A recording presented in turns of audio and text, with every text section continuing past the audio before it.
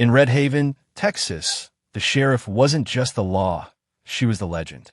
For nearly a decade, Sheriff Nora Langley had been the face of justice in a town where the church bells still ruled Sunday mornings, and everyone knew whose truck was parked outside the diner.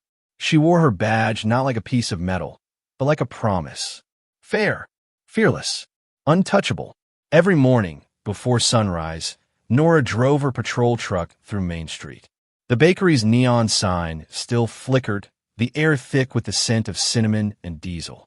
The locals waved, farmers, school teachers, even the old drunks by Murphy's Bar. They all trusted her.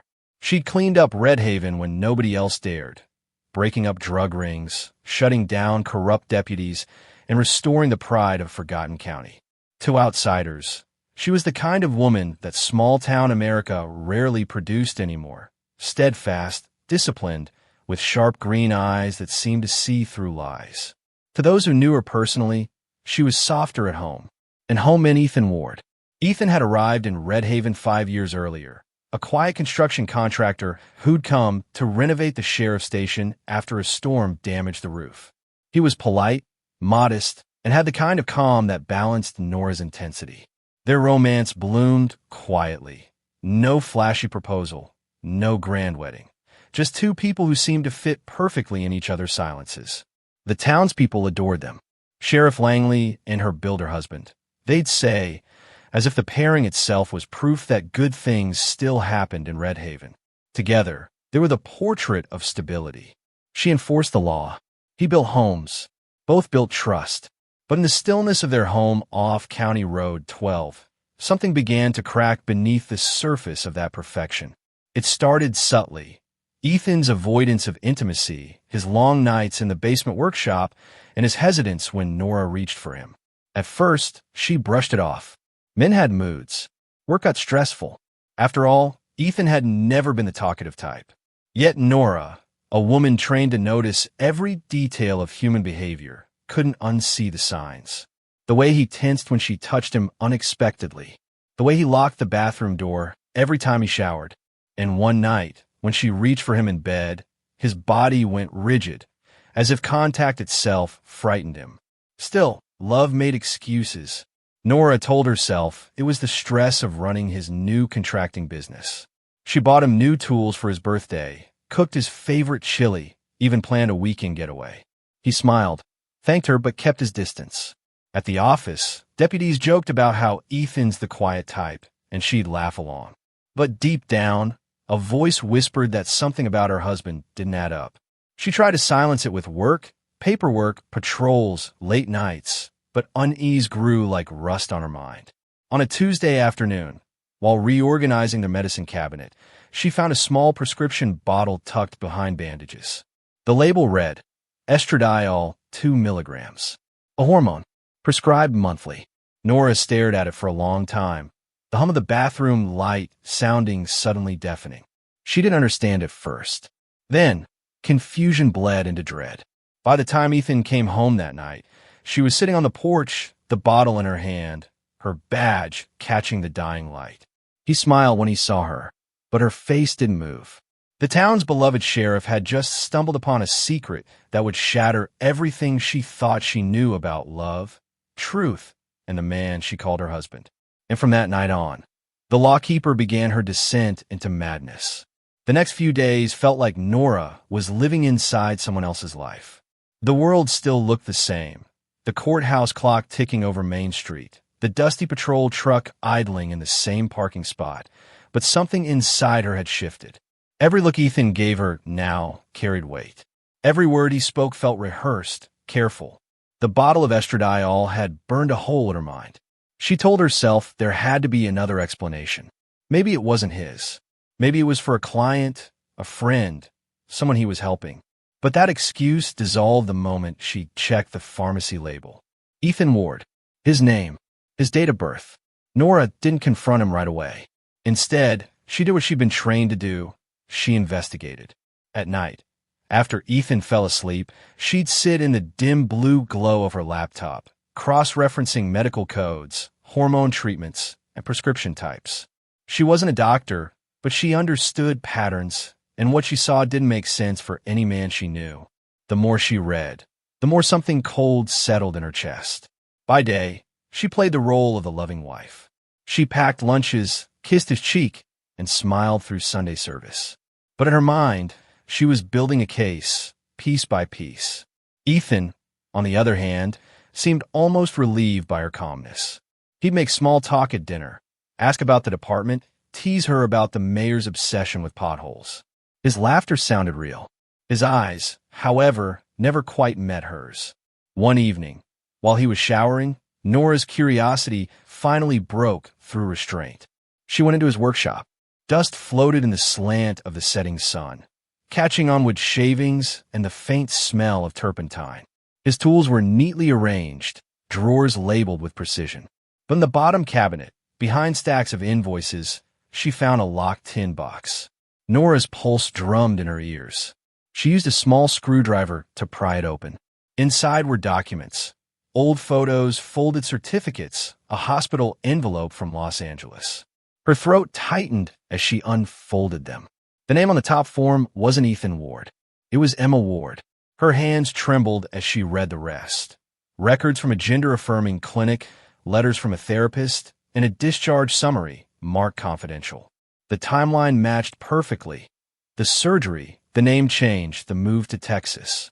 She sat on the cold concrete floor for a long time, unable to move, unable to breathe. Her mind replayed every moment of their marriage, his shyness, his careful avoidance, his reluctance to be touched. Every gesture that once seemed gentle now felt like part of an elaborate lie. When Ethan came downstairs, she had already put everything back. "Hey," he said, wiping his hands on a towel. "You okay?" She smiled faintly. "Yeah, just tired." But inside, she was spiraling. The sheriff who could read criminals like open books suddenly couldn't read her own husband. That night, when he reached out to touch her shoulder, she flinched. He noticed. His hand froze midair, then dropped. Silence filled the room, heavy as stone. Over the next week, she started watching him differently. She'd listen for his footsteps at night, for the sound of him on the phone in the basement. One morning, she followed him in her unmarked car when he said he was driving to a client site. Instead, he stopped at a small postal office and mailed a letter with no return address. When she approached the counter later that day, the clerk remembered him. "Nice guy," he'd said. "Real polite. Sends something out every month. Always to the same address in California." California, where the clinic was. By the time Nora drove back to their house, the sun had dipped below the red clay horizon, and the air was thick with cicadas. She sat in the truck, staring at the house she once called home, and realized the truth was no longer just about Ethan's secret. It was about the lies she was living inside, a marriage built on illusion, a reputation about to collapse, and a heart that no badge could protect. That night, she opened her bedside drawer and quietly placed her service pistol on top. Not as a threat, not yet, but as a reminder. There are some truths you can't unlearn, and some lies you can't forgive. The rain came without warning that night. It pounded against the windows of the Langley house, the sound deep and rhythmic, like a warning whispered by the earth itself. Nora sat alone in the living room, the only light coming from the muted TV flickering across her badge on the coffee table. Ethan had gone to bed early, claiming a headache, but she could hear faint footsteps above, the slow pacing of a man who couldn't rest. She tried to tell herself to stop, to let it go, to protect what was left of her marriage, her name, her sanity. But Nora Langley was not a woman built for pretending. By midnight, when the rain softened to a steady hiss, she rose, walked barefoot to the basement door, and flicked on the light. The stairs creaked under her weight as she descended into the dim room that had always been Ethan's sanctuary, the place where he built tables, sanded cabinets, and worked through his thoughts. Only now did she realize this wasn't a workshop. It was a shrine to another life. Wooden shelves lined the walls, stacked with boxes labeled taxes, tools, plans. But as she brushed her hand across the dust, she noticed a section of drywall slightly discolored, the edges uneven. Years of policing taught her to recognize what didn't belong. She stepped closer, tapped the wall, hollow. Her pulse quickened. She retrieved a small hammer, and wedged the claw into the seam. With one sharp pull, the panel cracked open, revealing a narrow cavity behind it. Inside, a small safe sat on the floor, half buried under a tarp. Nora knelt down, ran her fingers over the keypad. It needed a code. Without thinking, she entered his birthday. Nothing. Then their wedding anniversary. Still nothing. She stared at it, trembling, until a memory flashed. Ethan's favorite number, 2215, from the address of their first home together. She punched it in. The lock clicked open.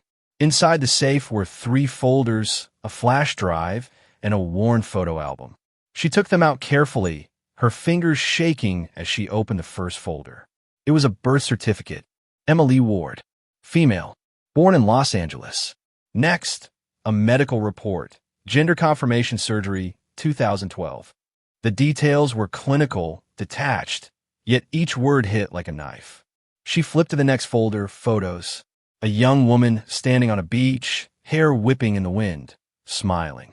The same blue eyes as Ethan. The same jawline. The same person. Then the letters, dozens of them. Some typed, others handwritten. From a woman named Dr. Laura Keating. You're doing so well, Emma. Remember, you deserve happiness, even if you have to start over. I'm proud of you for moving forward.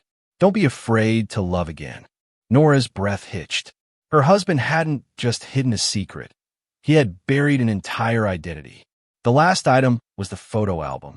Its cover was worn leather, the corners frayed. When she opened it, she saw snapshots from before their marriage. Ethan with short hair, then longer, then gone entirely. Each photo chronicled a transformation, a timeline of change. The final picture made her hands go cold. Their wedding day. Ethan smiling beside her, but taped beside it, a photo of Emma, printed from the same face years earlier. A quiet sound escaped her lips, halfway between a sob and a laugh. The kind of sound people make when the world tilts. Suddenly, footsteps creaked above her. Ethan. Nora froze, heart pounding, clutching the photo album.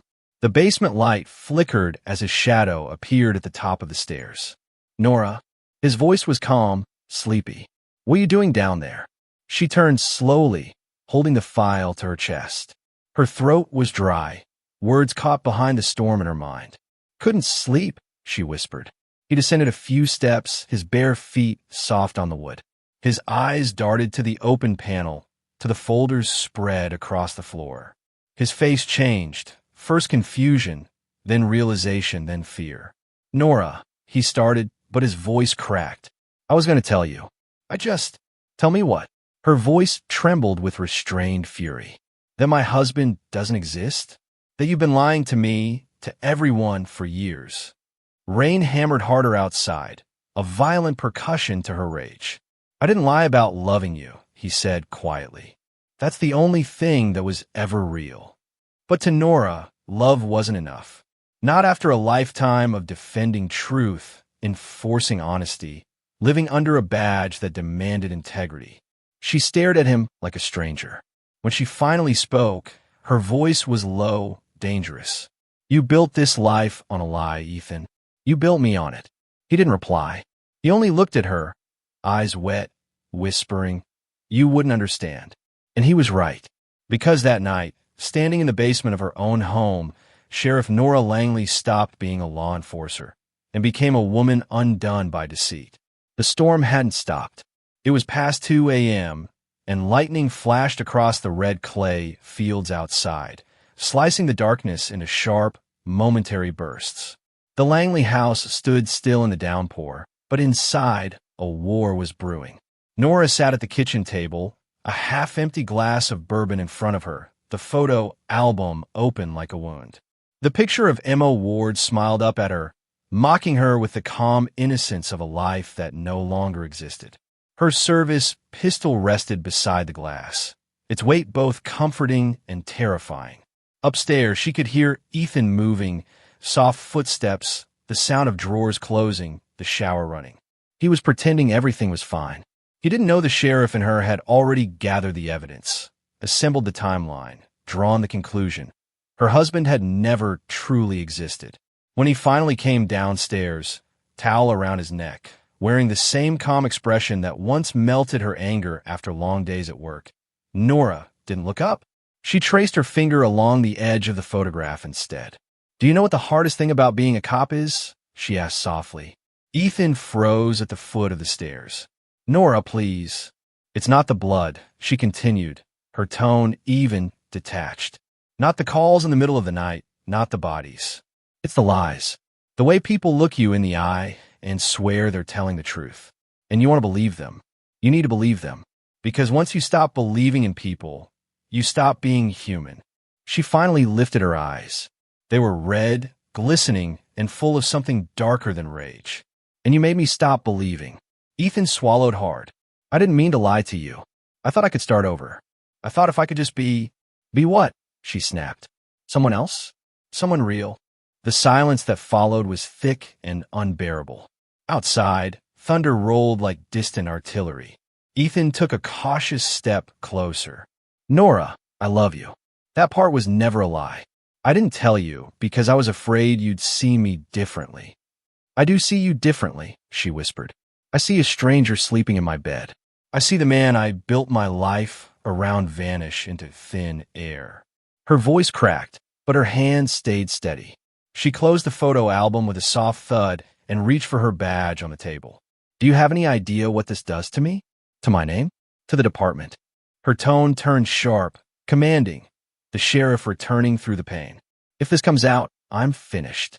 Every conviction I've made, every headline, every speech, they'll all remember me as the woman who married a lie." Ethan's eyes glistened. "You think this is about your reputation? I've lived my whole life being hated for who I was. You don't know what it's like to hide, just to be loved." She stood now, her shadow towering over him, her breathing unsteady. "You should have stayed hidden." That broke him. His face twisted, not in anger, but in heartbreak. "You can't mean that." But she did. The woman who once saw him as her home now saw only the ruins of her pride. He reached for her hand, but she jerked back, her chair scraping across the tile. "Don't touch me. Nora, don't," she shouted, voice trembling, tears spilling freely now. "You think you get to lie to me, to the world, to God, and still call it love? You took my choice away. You let me live a lie." For the first time, Ethan's calm cracked. His voice rose, desperate. "I did it because I loved you, because I want a life with you, because you were the only person who made me feel human again." Something in her face softened for a fraction of a second. Then the uniform in her, the enforcer of truth, swallowed the wife. She turned away, gripping the edge of the counter to steady herself. "Get out," she whispered. He didn't move. "Nora." She spun back, eyes wild. "I said get out." Ethan flinched, stepping back toward the door. For a long moment, neither of them spoke. The storm filled the silence. Then he said quietly, "You'll regret this. Not because of me, but because someday you'll realize I never lied about loving you." He turned and walked down the hallway toward the bedroom. The sound of his footsteps faded, then the door clicked shut. Nora stood in the kitchen, trembling, staring at the pistol on the table. Her reflection stared back at her from the glass cabinet, strong, proud, furious. And for the first time, she didn't recognize the woman she saw. That night, Sheriff Nora Langley didn't sleep. She just sat there, listening to the rain and the faint creaks of a house built on secrets, knowing something inside her had already broken, and the only thing left was the silence before the fall. Dawn crept slowly over Red Haven, pale and uncertain, like it wasn't sure the town deserved another day. The rain had stopped, but the ground still glistened, every puddle a mirror of the storm that had passed, and the one that hadn't. Inside the Langley house, silence pressed against the walls. The kitchen smelled faintly of bourbon and gun oil. A thin line of sunlight cut through the curtains, landing on the table where Sheriff Nora Langley's service pistol still rested beside the photo of a smiling couple who no longer existed. Upstairs, Ethan's footsteps moved quietly across the floorboards. He was packing. Nora could hear drawers opening, zippers closing, the shuffle of clothes being folded. She hadn't slept. Her eyes were red, her throat raw. For hours, she sat motionless, Try to make sense of what love had become. How the same person who once steadied her world had dismantled it with a single truth. When Ethan finally came down the stairs, a duffel bag slung over his shoulder, he hesitated at the bottom step. The air between them felt heavy, electric. "I'll go stay with a friend in Dallas," he said softly. "We both need time." His voice was calm, too calm. It enraged her. "You think you could just leave?" she said, barely above a whisper. He set the bag down, hands open in surrender. "Nora, please. I never meant to hurt you. I just wanted a normal life." "Normal," she repeated bitterly. "You married me under false pretenses. You let me take vows with someone who didn't exist. You stole my truth, Ethan." "I didn't steal anything," he said, stepping closer. "I became who I was supposed to be.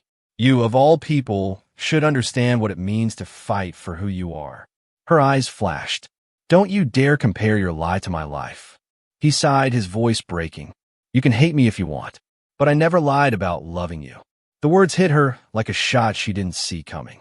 For a moment, her vision blurred. Her chest tightened, and tears welled up. Hot, unwanted, humiliating. She turned away, her hand brushing against the cold metal of her gun. Ethan reached out, gently touching her arm. "Please, Nora, let me go. Let both of us start over." That touch, so tender, so human, ignited something she'd been holding back for hours. Shame, anger, betrayal, confusion, they all collided in an instant.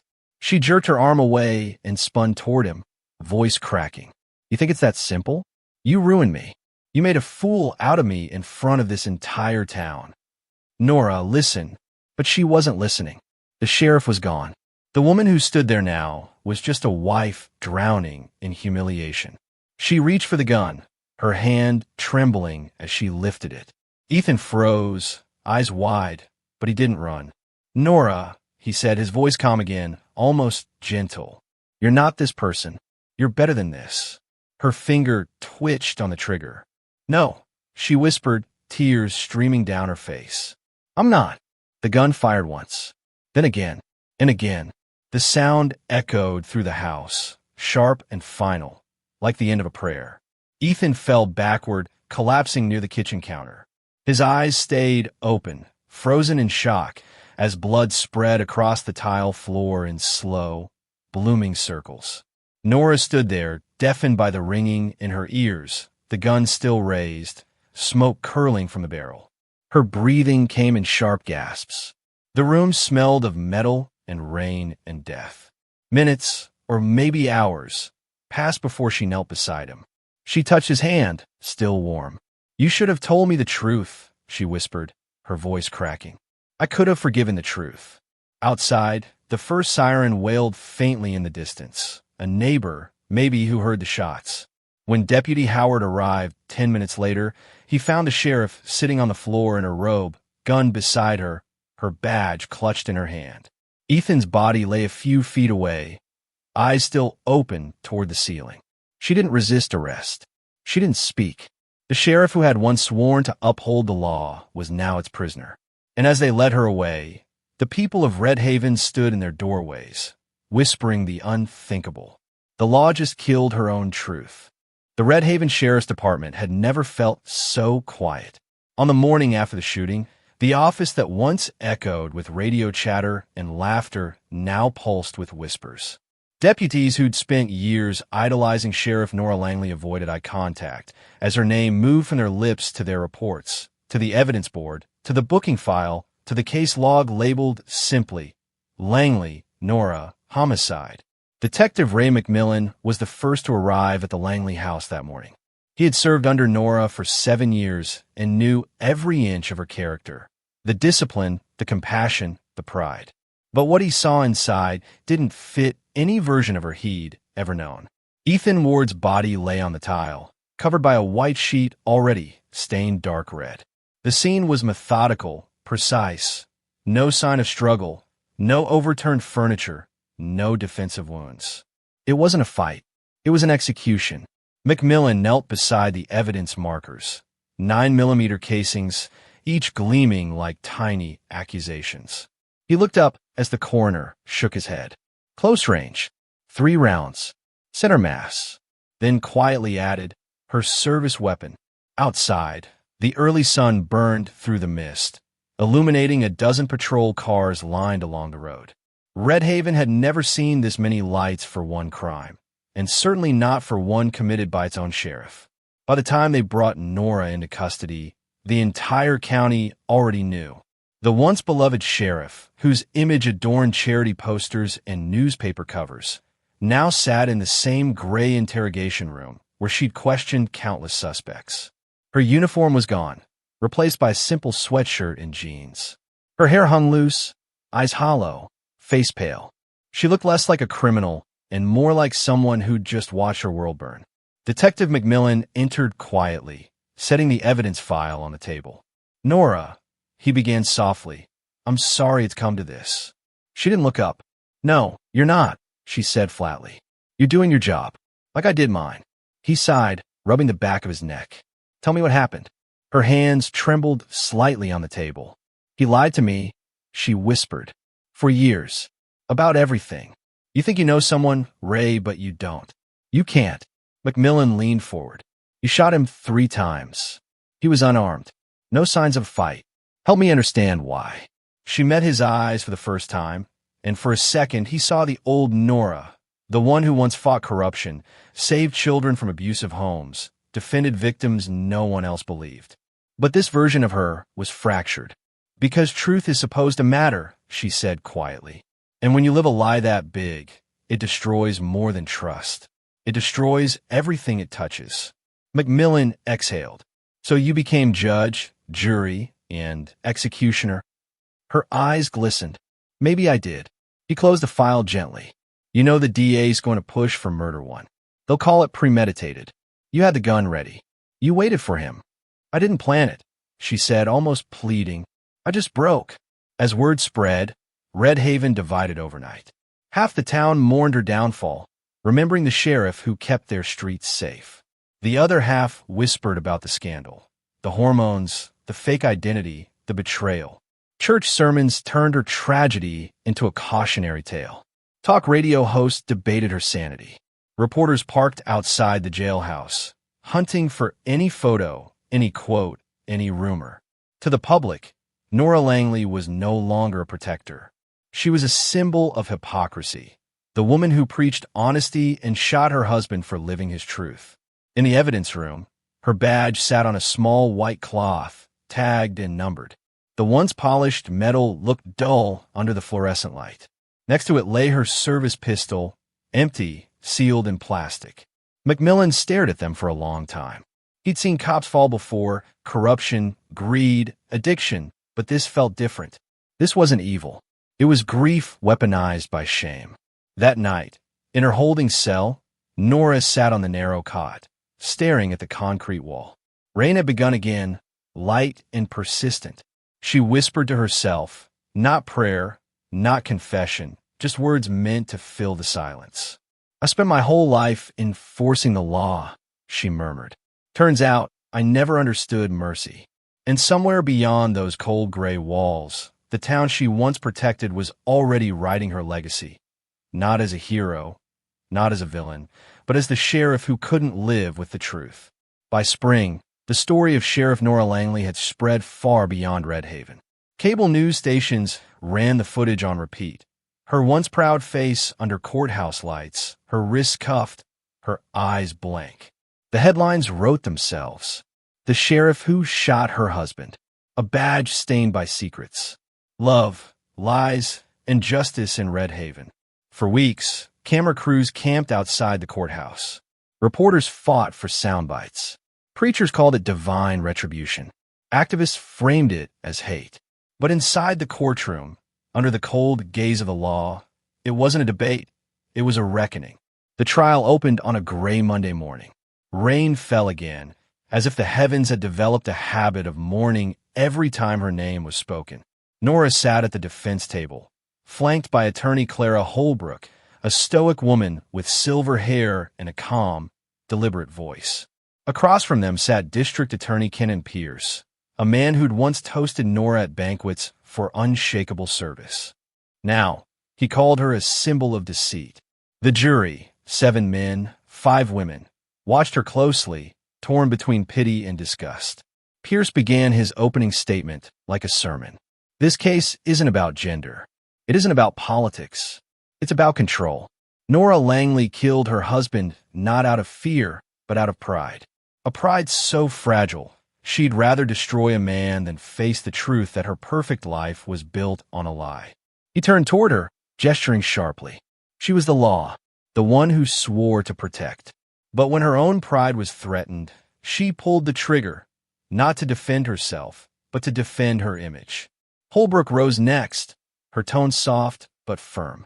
Ladies and gentlemen, my client is not a monster. She's a woman who devoted her life to truth, only to have her world collapse overnight. What Nora faced wasn't just betrayal. It was the complete erasure of the life she thought she had. What happened was not premeditated murder. It was the tragic breaking point of a human being. As witnesses took the stand, the courtroom became a theater of memory. Neighbors spoke of the couple's quiet life, the way they seemed inseparable.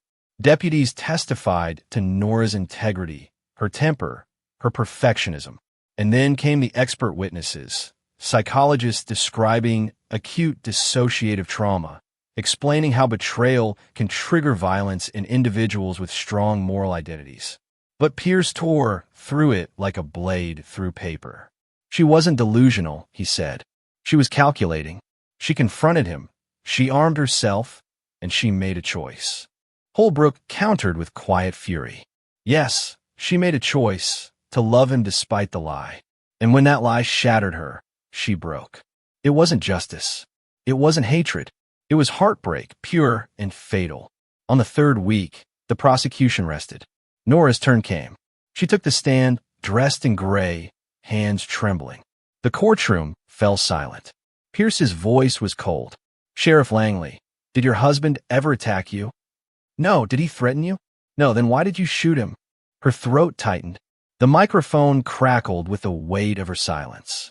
Finally, she said, because I couldn't tell what was real anymore. Pierce tilted his head. You mean your marriage? I mean me, she whispered. I didn't know who I was when the truth came out. The law doesn't prepare you for that.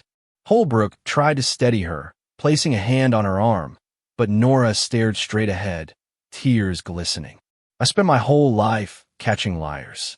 And I married one. I built my home on him. When that lie collapsed, I fell with it. The jury deliberated for 2 days. When they returned, the courtroom buzzed with tension thick enough to suffocate. On the charge of second-degree murder, the foreman said, "We find the defendant guilty." A gasp rippled through the room. Nora didn't flinch. She simply closed her eyes, a tear slipping down her cheek as if the verdict had been carved there long before. Judge Mallory's voice was solemn. Sheriff Nora Langley, you are hereby sentenced to 18 years in the custody of the state of Texas. As the bailiff approached, Clara Holbrook whispered, "You still have people who believe in you." Nora managed a faint smile. Then they're the only ones left who don't know me. Outside, cameras flashed like lightning. Inside, the sheriff's badge was placed into evidence for the final time, scratched, tarnished, and heavy with meaning. And as Nora was led away in chains, the town that once stood behind her watched from a distance, torn between sympathy and scorn, whispering the same haunting line. She couldn't live with a lie, so she killed the truth. The women's correctional facility at Gatesville sat miles away from anywhere, miles from Red Haven, miles from memory, miles from the person Sheriff Nora Langley once was. On her first morning there, the guards handed her a gray uniform, a pair of worn boots, and a number 47821. The badge was gone. The name was gone. Only the silence remained. Inside, the air smelled faintly of bleach and old sorrow. Prisoners eyed her curiously. Everyone had heard of her. The cop who killed her husband. The sheriff who snapped. Some pitied her. Others hated her. Most just stared. Nora adjusted to the rhythm of incarceration the way a soldier adapts to a battlefield. She woke early, folded sheets, mopped hallways, served meals. Her discipline, once her pride, became her shield. She didn't talk much. She didn't fight. She simply existed. But at night, when the cell block lights dimmed and the only sound was the hum of the vents. She'd lie awake replaying it all. The sound of the gun, the look in Ethan's eyes, the last thing he'd said, "You'll regret this." He'd been right. Outside the walls, her story refused to die. Documentaries, podcasts, and talk shows dissected her every word. Was it rage, or betrayal, or transphobia? Was she a criminal or a victim of her own moral rigidity? The world turned her tragedy into entertainment. The sheriff who once chased killers was now a headline, a hashtag, a cautionary tale. Red Haven moved on, but not without scars. The department appointed a new sheriff, a younger man who used her story as a lesson in emotional accountability. Her old badge, encased in glass, hung in the lobby beside a plaque that read, "Integrity is knowing the truth before it destroys you." A year into her sentence, Nora received her first visitor. It was Detective Ray McMillan, older now, his eyes softer, his posture tired. He sat across from her in the visitation room, a plexiglass wall between them. He picked up the phone. "You look different," he said. "So do you," she replied, her voice quieter than he remembered. "I didn't come to talk about the case," he said. "I came to tell you something." He reached into his folder and slid a photo toward the glass. One of Ethan. The same smiling face, taken from an old driver's license. "He had a sister," Ray said. "She reached out. Wanted you to know he left you something." Nora blinked, stunned. "Left me?" Ray nodded. "A letter. Found in a safe deposit box in Dallas. Postmarked months before the shooting." He handed it to the guard, who placed it in Nora's hands.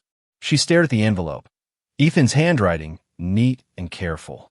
"Nora, if you're reading this, I'm sorry you found out the way you did. I want to tell you everything, but I was scared. Scared that the one person who made me feel real would stop seeing me the same way. You made me feel seen. That's something I never had before.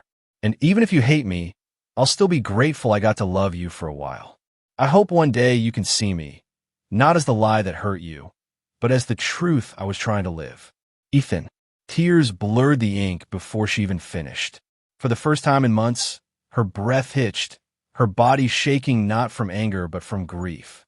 She pressed the letter to her chest, whispering, "I see you now." After that day, something shifted. Nora began writing. Pages and pages in a spiral notebook the prison librarian gave her. Not police reports, not confessions, reflections. She wrote about truth and how it changes shape depending on who's holding it, about justice and how sometimes it demands mercy instead of punishment. Her words spread quietly through the facility. Inmates asked her for advice, called her sheriff again, not mockingly, but with respect. And in a strange way, behind bars, she became what she'd always wanted to be, a protector again. Only now, she protected the broken, not the law. Years later, a journalist would visit her for an interview. They asked the question everyone wanted to know. "Do you think you were right to pull the trigger?" Nora looked out through the narrow window, where sunlight painted thin gold lines across the concrete floor. She took a long breath before answering. "No," she said softly, "but I think I finally understand why I did." The journalist leaned in. "Why?" "Because I couldn't forgive him for being brave enough to live a truth I was too afraid to face. And maybe that's the worst kind of crime there is." When her sentence was half over, Nora requested that Ethan's ashes be sent to her family plot back in Red Haven. She didn't attend the reburial, only wrote a short note to accompany it. "You were never my lie. You were just my lesson." In Red Haven, the people eventually stopped talking about the sheriff who killed her husband. Time blurred the scandal into folklore. Kids growing up near County Road 12 would point to the old house and whisper stories about the woman who shot the man she loved. But for those who remembered her, the deputies, the victims she once helped, the quiet souls she protected, she remained something else. Not a villain, not a saint, just a human being who couldn't live with the distance between truth and love. And in the end, that was her real sentence.